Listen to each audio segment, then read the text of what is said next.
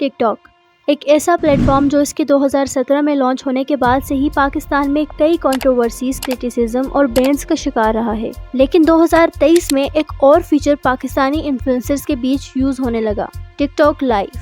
میں دیکھوں گا مجھے نا نا نا نا نا نا hello don't cross your limit, okay don't cross your limit. Dance کے بعد میں یہ کروا دوں، تم ڈانس کا بہت شوق ہے نا، تو تم لے آؤ کسی کو ڈانس کرواؤ اس کو یہاں پہ لا کے۔ جہاں پہلے ٹک ٹاک صرف اٹینشن، فیم اور پاپولیرٹی دیتا تھا، اب اس فیچر کے ذریعے ٹک ٹاکرز دگنے پیسے کما سکتے ہیں۔ لاکھوں سو کال انفلوئنسر لائف پر ولگیرٹی پروموٹ کرتے ہیں اور یہی ولگیرٹی ان کا گھر چلاتی ہے، یعنی جتنی زیادہ بےہودگی اتنے زیادہ پیسے۔ جہاں فینس، ویورز ان لائیو آنے والے کریٹرز کو گفٹنگ کرتے ہیں، آڈینس اپنے پیسوں سے کوائنز خریدتی ہے اور پھر ان کوائنز سے لائف کے دوران کریٹرز کو گفٹ بھیجے جاتے ہیں، جیسے روز، باکس اور لائن وغیرہ۔ ہر گفٹ کی اپنی کوائن ویلیو ہوتی ہے، جس میں سے 50% ٹک ٹاک خود لیتا ہے اور باقی اس کریٹر کو ملتے ہیں۔ کریٹرز کو گفٹ ڈائمنڈ فارم میں ملتے ہیں، جن کو بینکس یا تھرڈ پارٹی ایپ کے ذریعے وڈرا کیا جاتا ہے۔ زیادہ تر لائف پر دو پارٹیز یا لوگوں کے درمیان میچز کھیلے جاتے ہیں۔ جس ٹک ٹاکر کو لائف کے دوران زیادہ گفٹ ملتے ہیں وہ جیت جاتا ہے اور ہارنے والے کو ملتی ہے پنشمنٹ، جو انتہائی گھٹیا ہوتی ہے۔ یوں سمجھ لیں کہ یہ ایک آن لائن ولگر شو ہوتا ہے، ولگر ڈانس، آبجیکٹیفیکیشن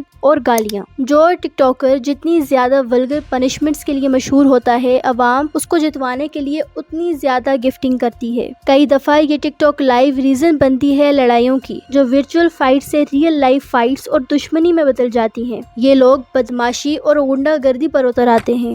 پاکستان کی ٹوٹل آبادی ہے 256 ملین۔ 60% لوگ 30 سال سے کم عمر کے ہیں۔ 66.9 ملین لوگ جن کی عمر 18 یا اس سے اوپر ہے وہ ٹک ٹاک یوز کرتے ہیں۔ پاکستان ایک ایسا ملک جہاں میجورٹی ینگ لوگوں کی ہے، وہ اسی ڈائریکشن کو فالو کرنے لگتے ہیں جب وہ دیکھتے ہیں کہ ایک طرف P H D scholar, graduate, یہ لوگ کتنی کم سیلریز میں اپنا وقت گزار رہے ہیں، اور دوسری طرف یہ لائف کریٹرز جو صرف کرنج اور ولگر چیزیں کر کر لاکھوں روپے کما رہے ہیں۔ تو یہ جوان نسل بھی انہی لوگوں کے فٹ سٹیپ پر چلنے لگتی ہے اور کسی قوم کے آئیڈیلز پورٹرے کرتے ہیں کہ اس قوم کا فیوچر کیسا ہوگا۔ جب اس طرح کے لوگ ینگ جنریشن کے آئیڈیل بنتے ہیں تو تباہی اس ملک کا مستقبل بن جاتی ہے۔ ٹک ٹاک کے اسی امورل، ولگر اور انڈیسنٹ کنٹینٹ کی وجہ سے پی ٹی اے نے 2020 سے 2021 کے درمیان ٹک ٹاک کو 4 بار بین کیا ہے، لیکن ہر بار بین کے کچھ عرصہ بعد ہی اس بین کو ہٹا دیا جاتا، اس بات پر کہ ٹک ٹاک اپنے کنٹینٹ کو اب سے مانیٹر کرے گا۔ اس کے علاوہ وی پی این، پراکسی یوزیج،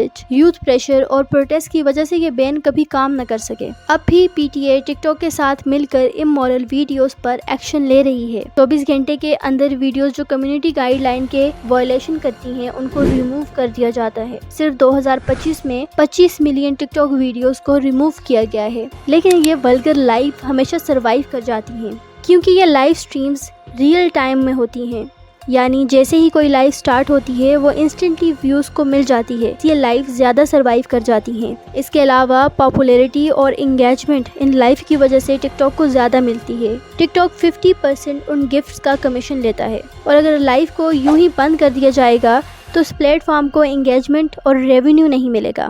یہ ایک کینسر ہے جو آہستہ آہستہ پھیل رہا ہے، اور جب یہ لاسٹ سٹیج پر پہنچے گا تو اس کا علاج کسی کے پاس نہ ہوگا۔ چھوٹے چھوٹے بچے جب ان لائفز کو دیکھتے ہیں تو ان کے درمیان گالیاں دینا، بدماشی کرنا یہ کامن ہو جاتا ہے۔ ٹک ٹاک کو چاہیے کہ لائف سٹریمز کو بھی ویڈیوز کی طرح انسٹنٹلی مانیٹر کرے۔ ٹک ٹاک کا الگورتھم زیادہ رسپانسبل ہونا چاہیے، ہارمفل اور گائیڈ لائن بریکنگ لائفز کو پروموٹ ہی نہ کریں، اور جو کریٹر اس طرح کی لائف کرتے ہیں ان کے لیے کچھ سبق ہونا بھی ضروری ہے، کیونکہ جب ایک بڑے کریٹر کو روکا جائے گا تو اس کو دیکھ کر بہت سارے لوگ ایسی لائف کرنے سے گریز کریں گے۔ آپ کا اس بارے میں کیا خیال ہے؟ Let me know in the comment section. کیا آپ نے سوشل میڈیا یا ادر پلیٹ فارم اسکرول کرتے ہوئے ایسی لائفز دیکھی ہیں؟ Let me know in the comment section. Thank you for watching.